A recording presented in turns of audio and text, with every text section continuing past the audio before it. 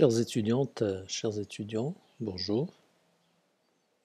Aujourd'hui, on va commencer la première partie de la sémiologie générale. Ce cours qui est préparé par le professeur Évrard, qui pour des raisons que vous connaissez, ne peut pas se déplacer dans votre pays, vu le contexte actuel. Donc il m'a chargé de vous présenter ce cours dans l'espoir de vous apporter suffisamment d'enseignements et de renseignements sur la méthodologie de la sémiologie générale, sur les différentes étapes à suivre, puis ensuite décrire les grands signes ou symptômes que vous allez rencontrer habituellement dans votre pratique estudiantine, hospitalière et dans le futur aussi.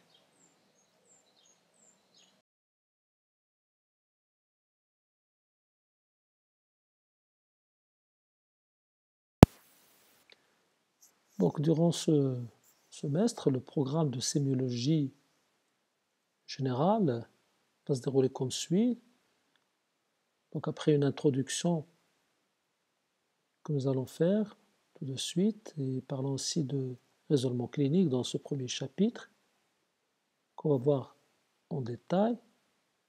Après, il y aura d'autres chapitres qui vont suivre, notamment concernant les altérations de l'état général, que nous allons voir en détail, les altérations de la température corporelle, les altérations du poids corporel, les altérations du sommeil, les malaises et les syncopes, les œdèmes, puis les acrosyndromes. Donc les grandes manifestations générales que nous rencontrons régulièrement dans différentes pathologies.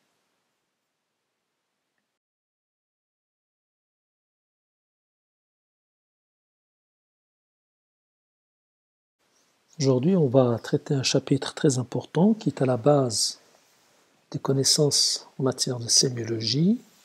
C'est l'introduction à la sémiologie générale. C'est un chapitre très important pour tout étudiant en médecine, pour tout médecin.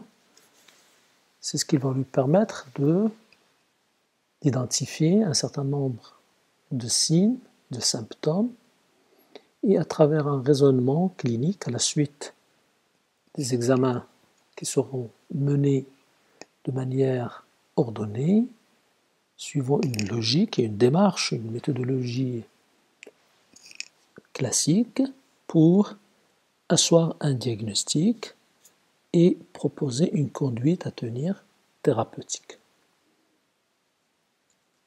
L'histoire de la sémiologie, comme vous le connaissez, constitue un grand tournant de la médecine avec la naissance de cette sémiologie qui permet de catégoriser les malades. Et c'est déjà au premier siècle avant Jésus-Christ, Cels avait défini 3 classes de pathologies, c'est-à-dire les maladies qui sont guéries par simple régime, une diète, les maladies qui sont guéries par la prise de médicaments, puis les maladies qui sont guéries par des gestes chirurgicaux, qui nécessitent donc une intervention chirurgicale. Et chaque type de pathologie correspond alors à une spécialisation dans la profession médicale. Et pour apprendre la sémiologie, il y a des étapes à suivre. Donc c'est la première étape, bien sûr, la plus importante dans l'exercice médical.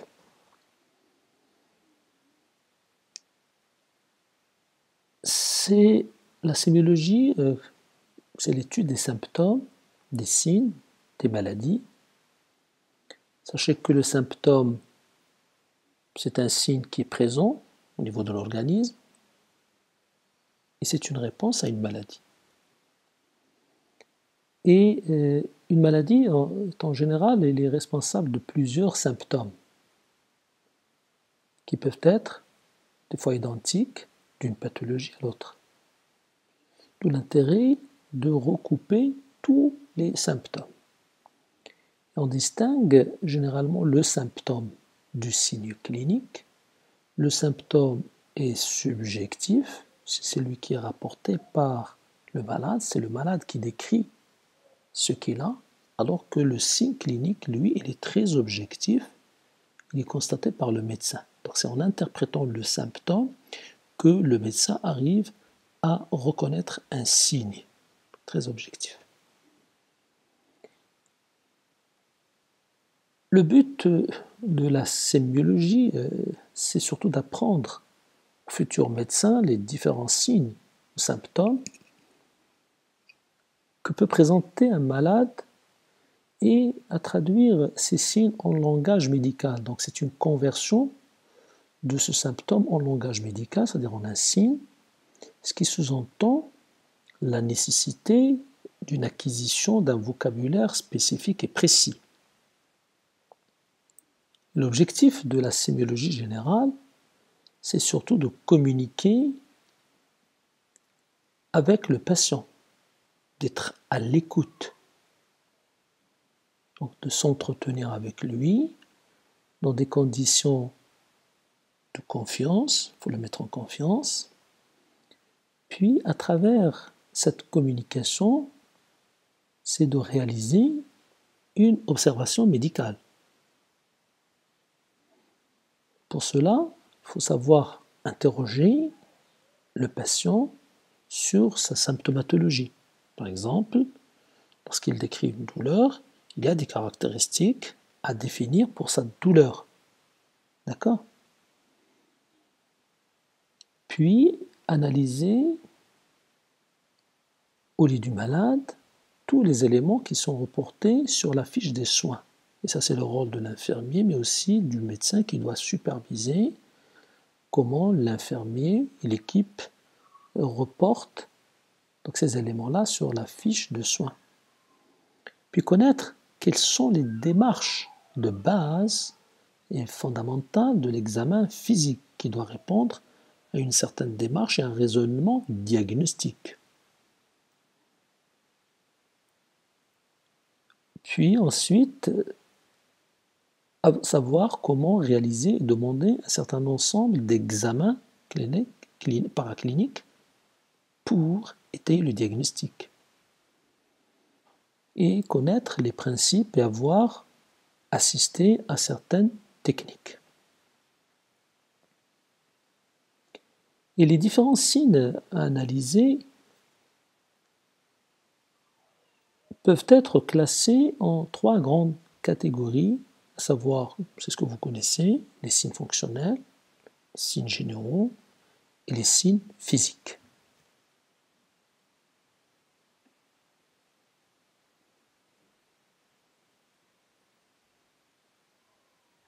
Les signes fonctionnels sont recueillis par l'interrogatoire approfondi du malade. Leur analyse elle est souvent difficile car elle dépend de la personnalité du malade, mais aussi des qualités d'écoute du médecin. Et donc l'analyse de ces signes fonctionnels est fondamentale parce qu'elle doit toujours être le préalable de l'examen clinique, elle doit précéder donc l'examen clinique du malade, et c'est ce qui va lui permettre de guider son examen. Deuxième catégorie des signes, ce sont les signes généraux. D'accord ? Les signes généraux qui sont mesurés de manière précise, en unité de mesure. Par exemple, le poids en kilogrammes, la taille en centimètres, la température en degrés centigrades, la durèse en litres, la pression artérielle en centimètres de mercure. Ils constituent également des éléments de surveillance, qui sont donc les objectifs qui peuvent être recueillis par l'infirmier. L'examen physique ou les signes physiques sont découverts et appréciés de manière objective par le médecin grâce à ses organes des sens. La vue, c'est-à-dire l'inspection, le toucher et l'ouïe, ils sont analysés alors lors des différents temps de l'examen clinique, par l'inspection, la palpation, la percussion, l'auscultation. Ils réclament de la part de l'étudiant l'acquisition d'un savoir-faire précis.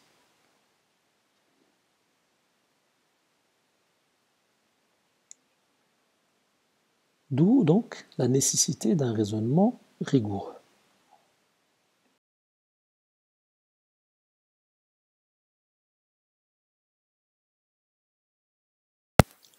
Et ce raisonnement rigoureux, c'est le raisonnement clinique.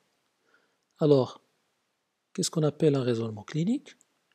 C'est un ensemble ou un processus de pensée et de réflexion et de prise de décision qui permettent donc au clinicien, à l'étudiant en formation, de proposer une hypothèse et une prise en charge dans un contexte spécifique de résolution de problèmes de santé. Bon, il y a eu plusieurs travaux qui ont fait voler en éclats la tradition d'enseignement du raisonnement clinique. On demandait jusqu'alors à nos étudiants d'effectuer un interrogatoire, un examen clinique exhaustif, organe par organe, avant d'interpréter les données obtenues et de proposer des hypothèses cliniques pertinentes à la situation. C'était le schéma classique. Mais en fait, c'est l'observation, c'est l'écoute attentive, selon des protocoles de recherche rigoureux qui sont issus de la psychologie cognitive, qui ont montré que les cliniciens expérimentés ne suivent pas du tout un tel modèle. Parce qu'en fait, dès le début de l'entretien avec le malade, et à partir des premières données obtenues, on émet déjà des hypothèses. Et dès lors, la collecte des données est orientée par ces hypothèses. Celles-ci sont alors évaluées de manière itérative jusqu'à l'obtention d'un diagnostic qui peut être soit définitif, soit provisoire, selon que des examens complémentaires seront nécessaires ou non. Et donc ce raisonnement, il est fondé essentiellement sur l'analyse des symptômes et des signes. Ce que l'on enseigne donc, c'est ce qui est réellement pratiqué par les cliniciens, c'est-à-dire c'est ce raisonnement qu'on appelle hypothético-déductif.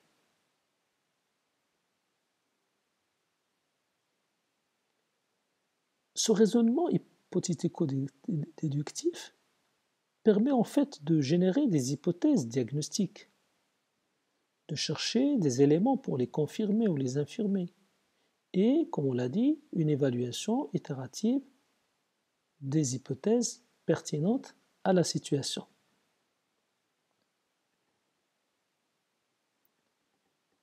Et dans la plupart des études qui précèdent en fait la clinique, les tâches qui sont demandées aux étudiants sont essentiellement explicatives, descriptives, voire même causales.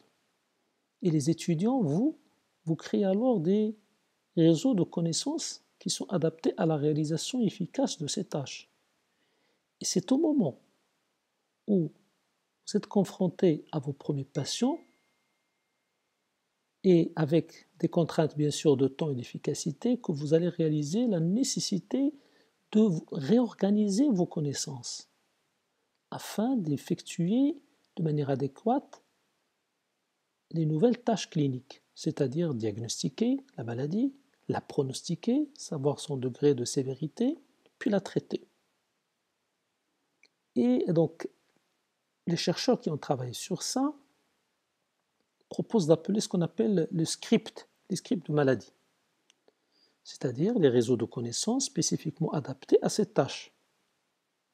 Et selon cette théorie, cette démarche hypothético-déductive de raisonnement clinique se caractérise dans chaque situation clinique par la recherche, par la sélection, par la vérification de ces scripts appropriés.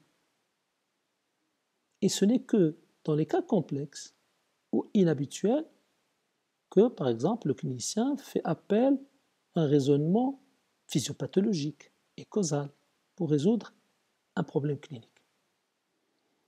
Puis, il ne faut pas oublier que les indices sont imparfaits et que les diagnostics restent très souvent des diagnostics probabilistes. Mais le médecin, lui, il doit décider en situation d'incertitude.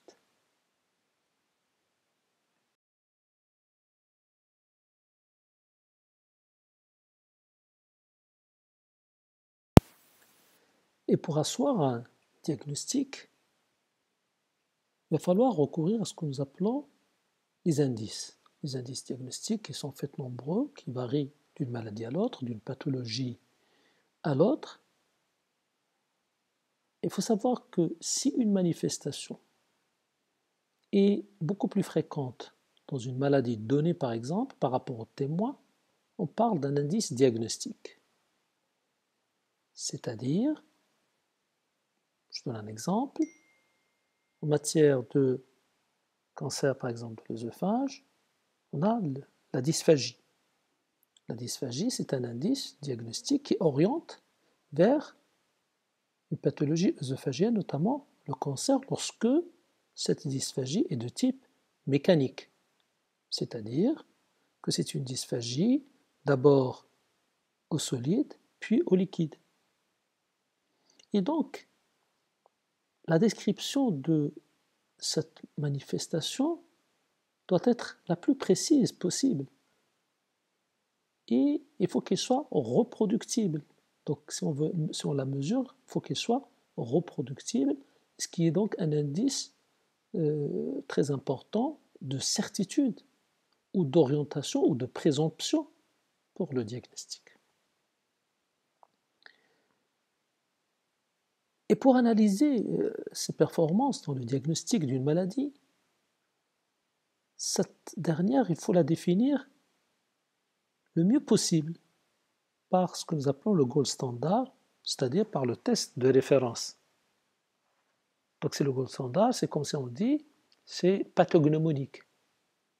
C'est un signe qui oriente d'emblée vers une telle pathologie, dysphagie de type mécanique, organique, au solide puis au liquide, est significative d'un cancer de l'œsophage chez un sujet âgé jusqu'à preuve du contraire. D'accord ? Et c'est ça donc les indices diagnostiques qui sont très très variables et très nombreux.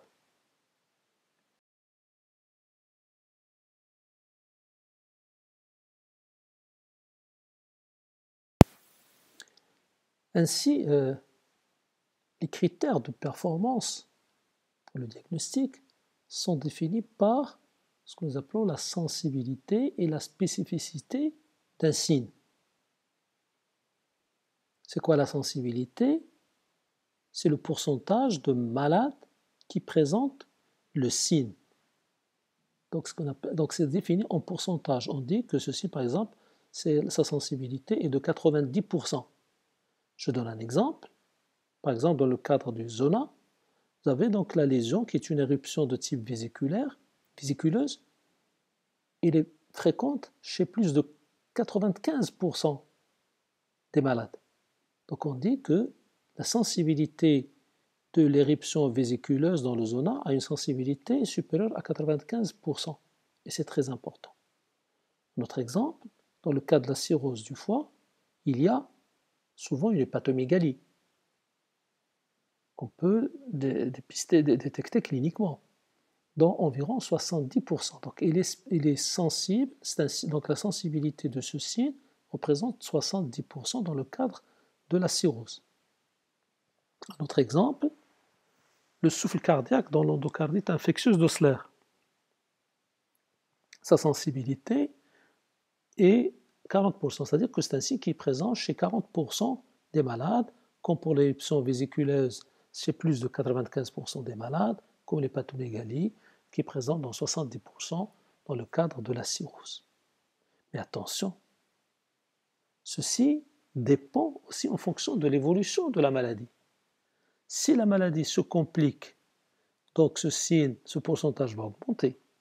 Au contraire, si la maladie évolue favorablement et régresse, donc ces signes-là vont régresser automatiquement. Donc c'est variable selon le degré de l'évolution de la maladie. Il faut prendre ça en considération quand on définit la sensibilité d'un signe.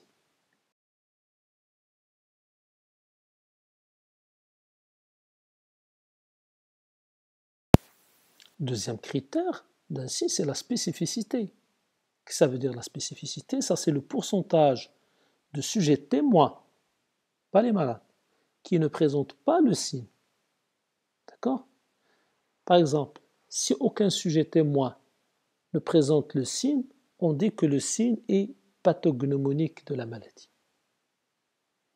Il faut l'étudier dans une population de malades qui sont susceptibles d'avoir cette même maladie et non pas chez des sujets sains. On revient toujours à l'exemple du zona pour dire les vésicules. Les vésicules, ce sont des éruptions chez l'adulte. D'accord? L'équivalent, c'est varicelle chez l'enfant. D'accord? Parce que c'est le même virus qui est à l'origine, donc cette maladie éruptive.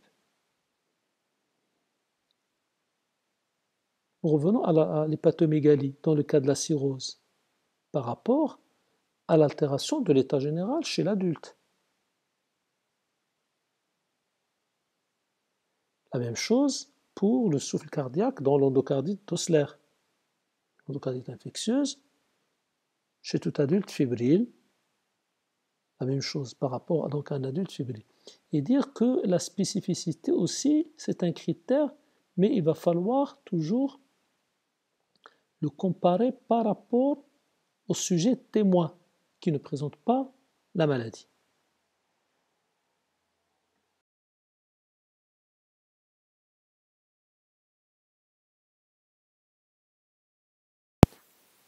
Mais en fin de compte, l'interprétation d'un signe, il dépend donc de sa sensibilité en pourcentage, de sa spécificité en pourcentage, mais aussi de la fréquence de la maladie dans la population que vous soignez, ce que nous appelons la prévalence.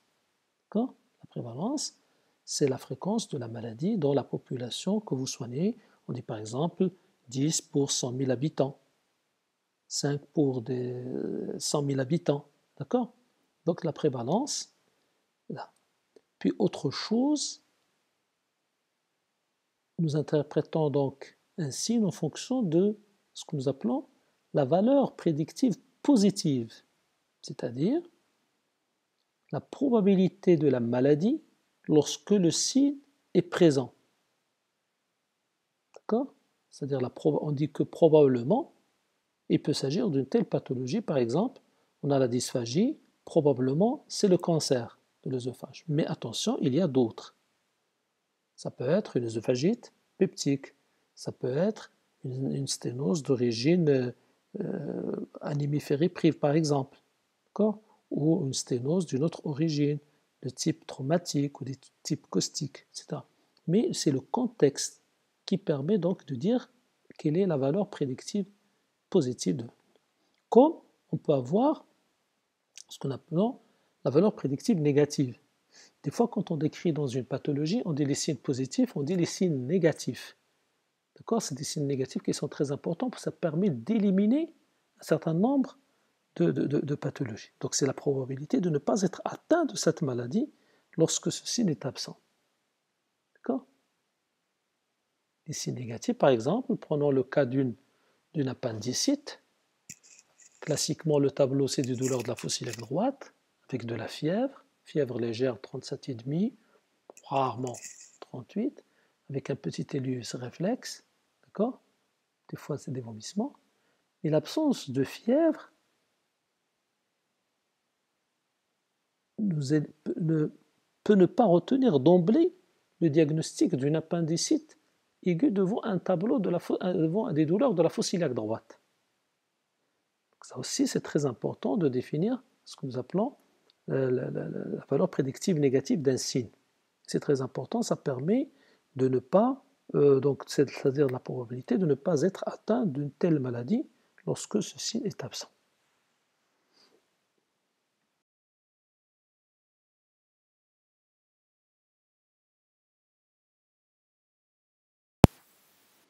Alors, tenant compte de ces critères de performance, de sensibilité, de spécificité, de valeur prédictive positive, de valeur prédictive négative, Il faut savoir comment transformer et évaluer les hypothèses diagnostiques chez ce patient. Le patient vous dit qu'il a 58 ans, qu'il a une douleur par exemple au niveau du genou gauche,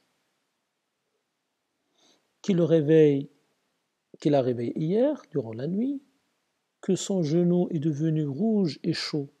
Mais vous, dans votre esprit d'analyse, en écoutant, vous essayez de transformer tous ces symptômes, d'accord, qui sont apportés de manière subjective, à une analyse objective de signes, donc transformation de symptômes en signes, et vous, en tant que médecin, vous raisonnez, il s'agit, vous dites votre tête que c'est un homme d'âge moyen, peut-être il a une monoarthrite unilatérale, parce qu'il a une douleur au niveau du genou gauche, qu'il a réveillé la nuit, et qu'il a donc les signes inflammatoires ou chauds, donc vous pensez au diagnostic de monoarthrite unilatérale, d'un membre inférieur, qui touche une grosse articulation, qui est le genou, et qui est d'apparition aiguë et nocturne.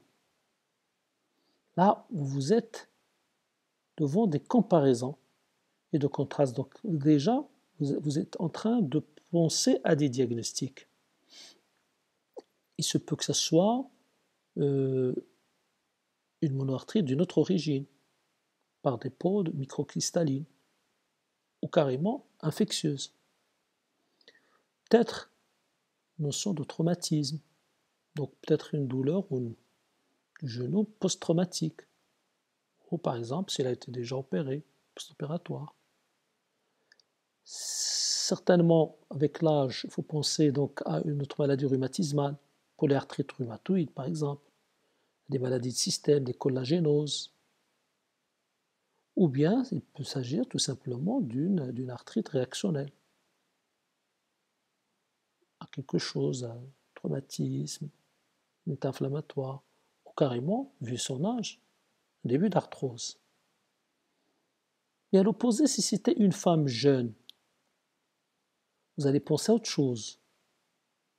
Peut-être c'est une polyarthrite. Certainement, il est bilatéral, il faut voir l'autre genou. Est-ce que les petites articulations sont touchées? Est-ce que ça évolue sur la mode chronique? Donc, c'est cette transformation sémantique et cette évaluation des hypothèses diagnostiques, à la fois par comparaison et contraste, qui vous permet donc d'adopter cette attitude donc de raisonnement hypothético-déductive pour arriver à un diagnostic. Et c'est en fonction de cela que vous allez orienter vos examens paracliniques pour confirmer ou infirmer telle ou telle hypothèse diagnostique.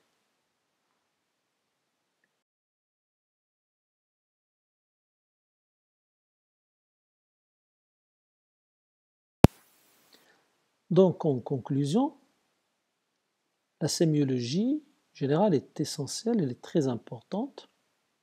En fait, c'est un exercice d'apprentissage à la fois théorique, mais aussi et surtout pratique auprès des malades. Donc c'est ce contact permanent avec le malade, le fait de les écouter, d'être à leur écoute, d'analyser bien leur sémiologie, c'est-à-dire les signes ou les symptômes qu'ils vous rapportent, de manière à les transformer en signes, qui est donc très objectif, permet donc de développer avec le temps vos connaissances en matière d'activité clinique pour suivre un raisonnement clinique adapté pour arriver à un diagnostic. C'est dire qu'il faut s'entraîner de manière régulière à faire des interrogatoires de manière plus poussée, plus approfondie. Donc être toujours à l'écoute du malade. D'accord? Le faire parler au maximum. D'accord? Et il faut s'adapter à la situation. Donc vous faites en même temps une analyse très objective des symptômes que le malade vous rapporte. Puis une fois que vous avez recueilli ces données par l'interrogatoire, vous faites un examen. C'est un examen systématique, bien sûr, qui doit être minutieux, approfondi des malades. Mais surtout, il y a un facteur psychologique très important qu'il va falloir toujours prendre en considération, que vous êtes en face de malades qui sont très inquiets, qui sont sur le plan psychologique des fois très faibles, qui posent des questions et qui demandent des explications. Mais attention dans vos réponses. Il faut que les termes choisis soient faits de manière à ne pas aggraver cet état de fragilité psychologique et cet état d'inquiétude auprès des patients. Donc c'est par un interrogatoire minutieux, avec une bonne écoute, un examen systématique et exhaustif, qu'on arrive à poser des hypothèses diagnostiques qu'il va falloir étayer par les examens complémentaires pour étayer votre diagnostic. Je vous remercie.